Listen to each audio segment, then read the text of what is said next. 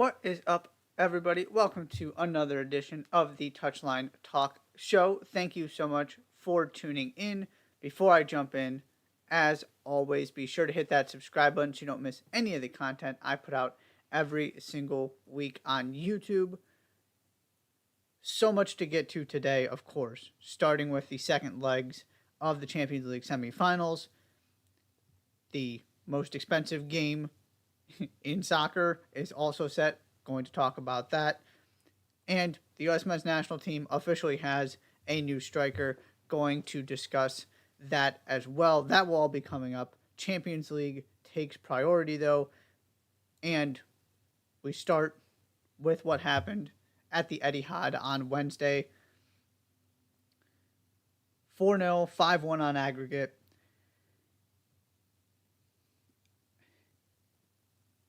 This was an illustration of what I've been trying to discuss about Real Madrid, and it just kind of all came to fruition today. There is a difference, and an important difference, between finding a way to win and being able to flip a switch when the moment calls for it. The Warriors generally can flip a switch. LeBron generally can flip a switch. Go look at what happened, right? Lakers in the bubble is a perfect example. The Warriors last season, another good example, where you go into the postseason believing they've got a real chance to win the championship, and they are one of the best teams in the league. They might be the best team in the league. The regular season just hasn't represented that, in large part because they're not playing those guys every single night. There was no disputing that the Lakers deserved that championship. You saw what they did in the bubble. You saw what the Warriors were able to do last season. And, last year's Warriors, a little bit different conversation. But it's not like what happened in the postseason was surprising or somehow an inaccurate reflection of the team and the way that the season played out. It just didn't match up with the regular season because every team knows the regular season doesn't mean much of anything. And to me, that's the difference between Real Madrid and we'll just stick with the Lakers example. At what point in the last year did anybody actually think Real Madrid was the best or even the second best team in the world? And I've heard a little bit of this heading into this game. Not the second most likely team to win the Champions League, the second best team in the world. Not the second most talented team, the second best team in the world. Those are three different things. Look at the path, not the path. The path was obviously very difficult last season. They were deserving Champions League winners. Nobody can take that away. They deserved to win that trophy. However, they were not convincing champions. You don't have to be. It doesn't take away the accomplishment. But it has to frame the conversation heading into the next season. And yeah, they won La Liga because nobody was going to compete with them. Atleti were not repeating. Barcelona were not in a position to compete. They basically won it by default. I've been talking about this. That they haven't won La Liga. They haven't been consistent. And yes, they show up in the Champions League. But there's also a difference between this Real Madrid team and the Real Madrid team of 5, 6, 7, 8 years ago when they were winning, back-to-back Champions League and had arguably the best player in the world in Ronaldo. And Ronaldo in his prime, right? Perhaps the best player ever. Can have that conversation. That team, even if they didn't win La Liga, who also, that was one of the best teams of all time at Barcelona at that point with Messi and Iniesta and all of those guys. Even if they didn't win La Liga, you still went, look, they're clearly one of the three best teams in the world. They lost to probably the best team in the world in the league. There's nothing surprising about Ronaldo finding a way to win the Champions League with all that talent around him. This is a lesser version of that team and an older version of that team. Now, Vinicius changes that conversation a little bit. Obviously, Rodrigo's coming into his own. Camavinga, Valverde, they're excellent. But this isn't 30-year-old Toni Kroos and 31-year-old Luka Modric or whatever. This is Luka Modric who could retire at any given point here. This is not the same team. And so they found a way last season. Give them all the credit in the world.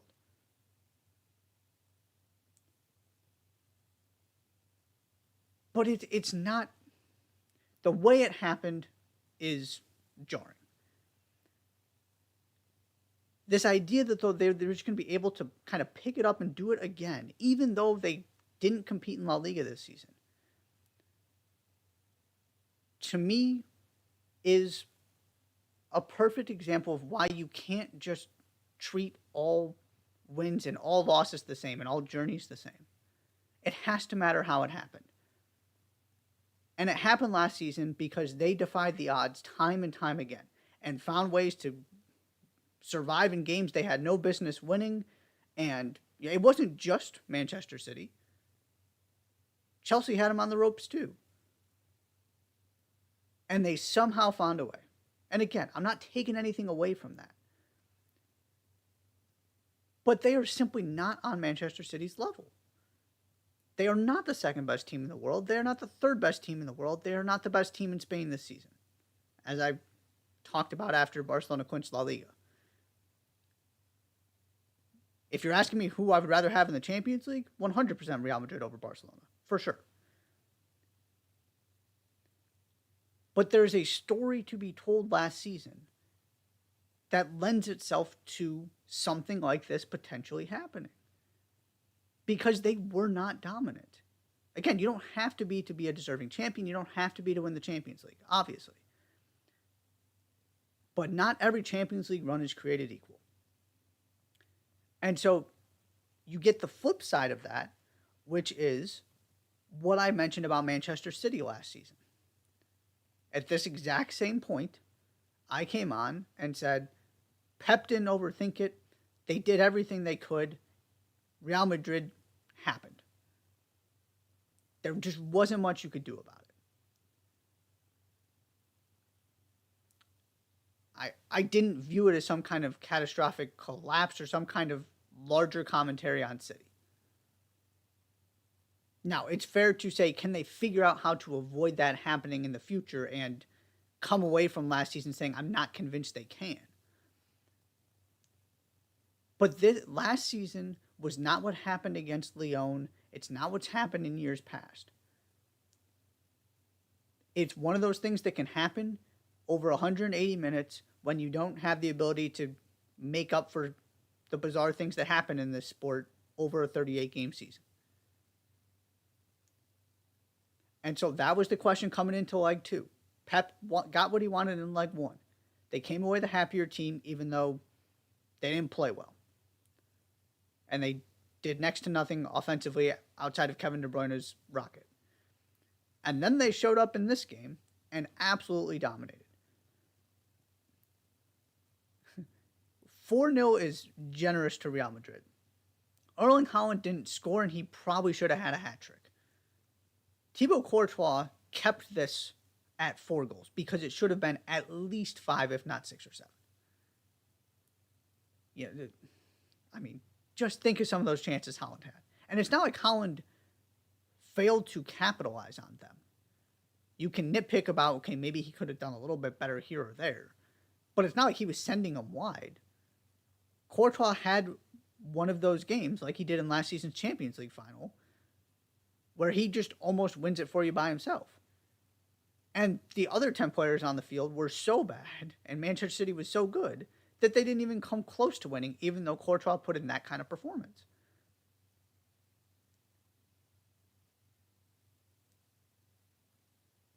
And so you saw last season that there was evolution and there was growth in this City team. The question was, would it be enough? And now you saw what they did in this game. And by the way, also think about this, right? Okay Gundogan was the best player on the field over the weekend against Everton. He was spectacular. Bernardo Silva is the guy that gets 2 goals in this game. Manuel Akanji gets the third. Had never scored a goal for Manchester City. If you ever forget about how deep this team is, just think about those things. Now, it's not... I don't think many people forget about the depth. But that is part of the story here, too, is who delivered in these... And not that De Bruyne and Haaland were bad. I mean, I was not impressed by Haaland in leg 1. He was good in this game. He just didn't happen to score because he came up against, elite Courtois. But the optics of this stuff all matter. There is taking wins and losses as just black and white definitive statements does very little in terms of analysis. Yeah, somebody's got to win and lose. And sometimes that's kind of the end of the story in terms of, right, one game, whether it's a Game 7, a Champions League final, whatever sport it is. Somebody's got to win, somebody's got to lose. But the overall picture, the journey, the way it happens matters when you are evaluating. And particularly in a sport like this, where one moment means so much. And so now Manchester City, again, I didn't see it being 4-0, but I would not have been floored if you would have told me this had happened at the beginning of this season or midway through this season or something, even as City struggled. Because Real Madrid simply have not been good this season. And they're a year older, and Karim Benzema is not on the level he was last season.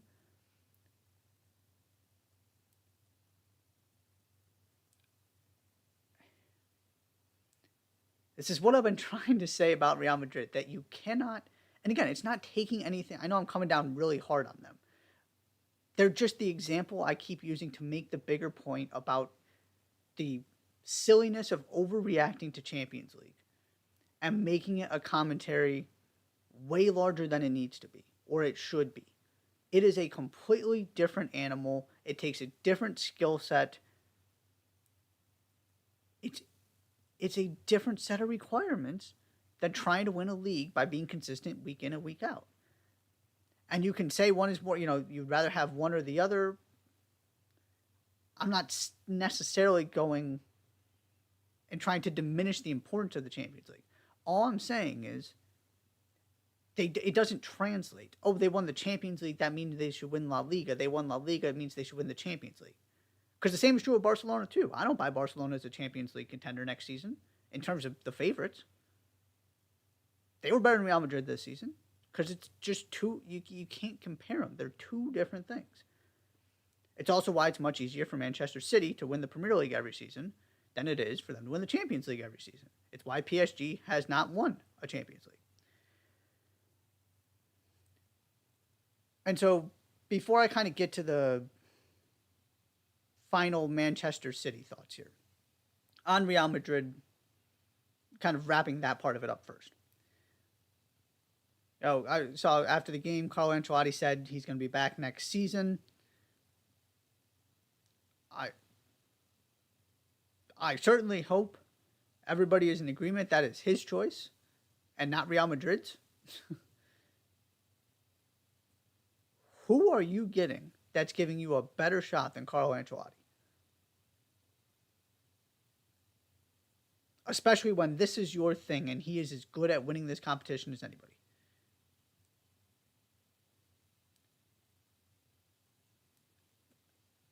Because this goes to the same point.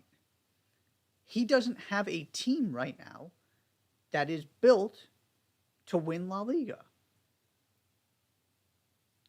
It's not fair to put this on him and say it should be better. Now, have they had a disappointing season? Absolutely. I know they came away with a bunch of trophies, but they didn't win the two most important ones. And Barcelona beat them head-to-head more times than Real Madrid beat Barcelona. That amounts to a disappointing season if you're Real Madrid because the standards are so high. but he absolutely should get another chance next season. And if they're going, I'm never going to rule it out, the possibility they can find a way to do what they did last season. But to me, that was always an aberration, and that's the point I'm trying to get at here. That so it wasn't just that they were an unexpected champion who, weren't the most impressive team in the world. It was also the way they did it and feeling like they just kind of had one more magical run in them. Sort of similar to the Warriors. There are a lot of comparisons to make to where the Warriors are now, right? Last season you went, oh, look at we thought they were done. They finally get healthy again. It all comes together. Steph gets even better, kind of like Kareem Benzema, right? Ballon d'Or season of his career, and it all just sort of works for him. And then 12 months later, you're having conversations about clearly this Warriors team isn't good enough as presently constructed, so what's the next step? And to me, that's where Real Madrid are. Again, this is all relative, right? We're talking about competing against the best teams in the world. Some things need to change. That starts with getting Jude Bellingham and reinforcing that midfield and moving Eduardo Camavinga into that midfield. To me, I want to see both of those things happen. Camavinga is just not a left back. He's too good of a player to, and you gotta make do with what you have at this point. I'm not necessarily going after Ancelotti for playing him at left back, but moving forward, to me, he needs to be part of the midfield. And you got to go find another difference maker in the midfield to give you some more legs and something a little bit different. Option A is Jude Bellingham.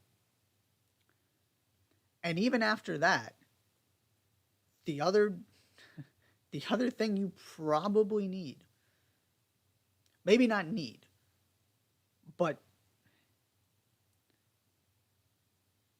if they are serious about trying to compete year in and year out, and having a team where you look up at the beginning of every season and go, that team can win La Liga, that team is one of the favorites to win the Champions League. I'd argue you need Mbappe too. Now, whether that happens this season, right, this can be a process. Bellingham is the first step. And also, next season, obviously you've still got a very productive Benzema. 2 years from now, that might not be the case. You need to find your eventual replacement at striker. But this is going back to my defense of Ancelotti. He just doesn't have enough to work with right now for this to be some kind of commentary on him. His team got exposed, and it's not been a good season. But it's only this massive shock and disappointment if you expected them to do what they did last season. And that was just always unrealistic. Because it's not even like they found a way to flip the switch for the Champions League in the sense of you look up and you were just completely convinced by what they did. They found a way to win it. And that's what matters in the end.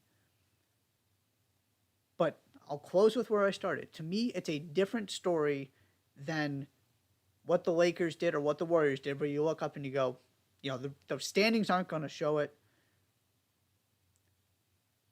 But they probably just were the best team when they put all of their energy into it, and they just were saving that for the very end. I don't feel that way about Real Madrid.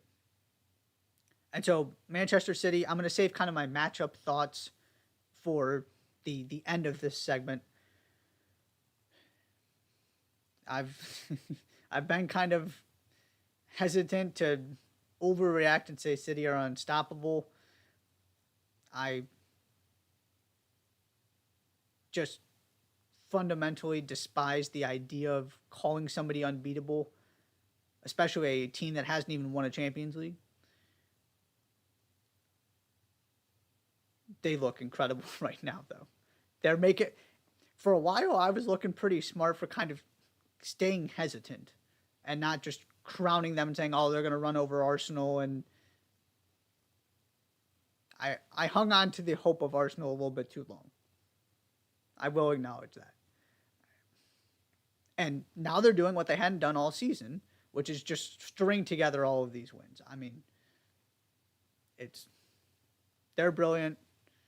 You got different guys delivering on different games here these past couple weeks. I was very confused what Pep thought he needed Manuel Akanji for. Akanji's been fantastic. And the final thing I will say here on Pep is one, again, didn't overreact, did what he believed in, set his team up the way he wanted to, and told Real Madrid, deal with this. And they simply couldn't. And the fact that Real Madrid, the best counterattacking team in the world, arguably, couldn't deal with it is a terrifying thought for everybody else. That Pep, with this new system, the John Stones midfield thing, might have just figured it out and taken this team to a whole nother level. Because, I mean, 8 of Manchester City's starters completed more passes than any Real Madrid player. They were so dominant, Real Madrid could do nothing. And if you can't capitalize on the vulnerabilities of this setup, it's City with an extra player in midfield. You're not going to see the ball. You have got to be able to create transition moments and get the ball over the top. And I really thought Real Madrid were as equipped as any team to do that, and they just didn't. And now you're seeing Manchester City with a little bit more resiliency. And, that first leg, yes, it's a big deal. They didn't panic. They didn't let it snowball. That was one of the big takeaways I talked about last week. And so here they are. This wacky formation that's working so well. Bravo, Pep Guardiola. You found a way to come up with something else, and then you stuck with it because nobody's been able to figure this out. Kyle Walker, fantastic. Nathan Ake was playing really well in that system. He gets hurt, doesn't matter. They were just absolutely superb. That's all I'm going to say there. We'll have, full Champions League final preview, coverage of them winning the Premier League when that ultimately happens. So be on the lookout for all of that. I'm not going to talk about it at this moment in time too much. They will meet Inter Milan in the final 1-0 in the second leg, 3-0 on aggregate. AC Milan were better in this game. Got to give them credit. They did show up. Barum Diaz had the opportunity to get them right back in this tie. Tonali squares them, and he just can't put it on, he can't get enough on it. He can't direct it where he wants to. Onana makes the save. That could have changed everything. Because all of a sudden it's a 1-goal game. You've got a little bit of belief if you're AC Milan. And it just didn't happen for him.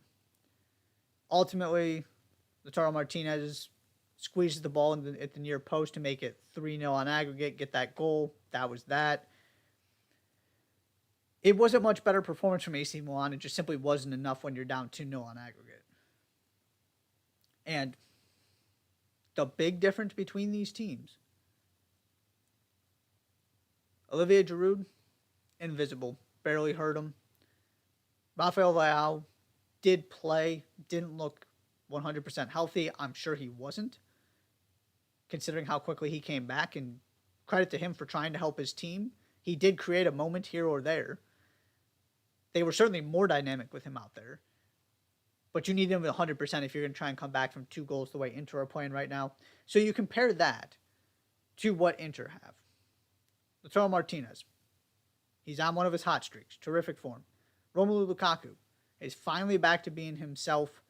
You bring him off the bench. It's a completely different dynamic. You got 4 wingbacks, all of whom are excellent and should be starting. They just have more attacking weapons. And then you got midfielders who can pop up and make things happen too. They are the better team, and they have the difference makers in attack that AC Milan right now simply don't.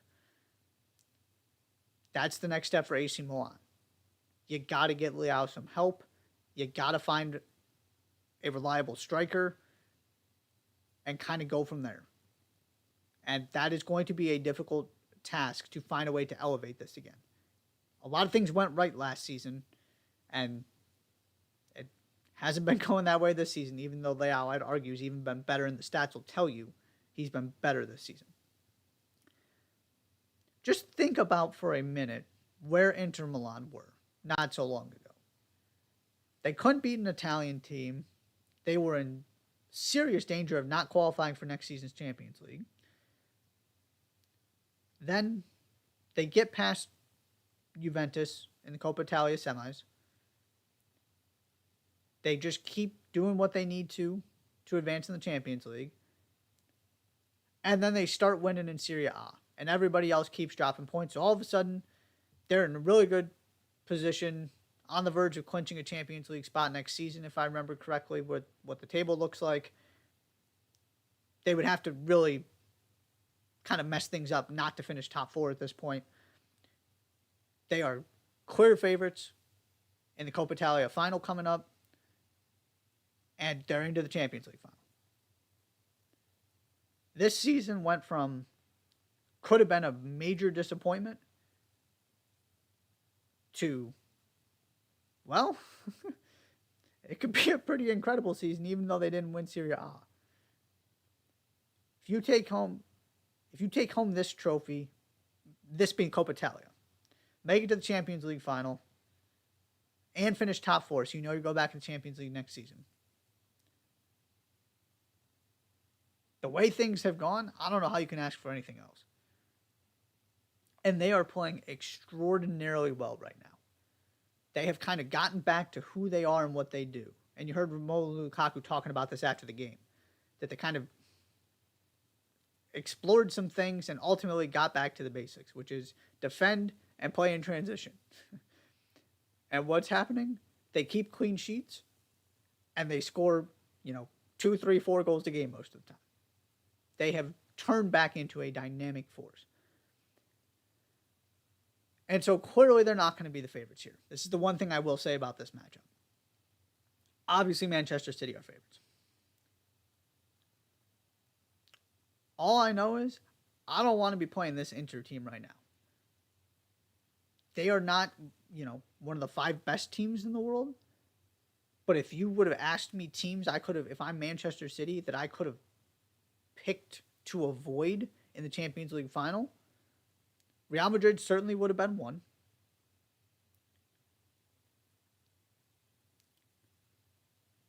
Napoli probably would have been 2.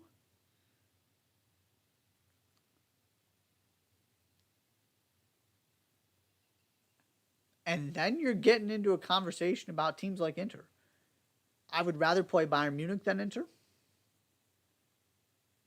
Okay, maybe.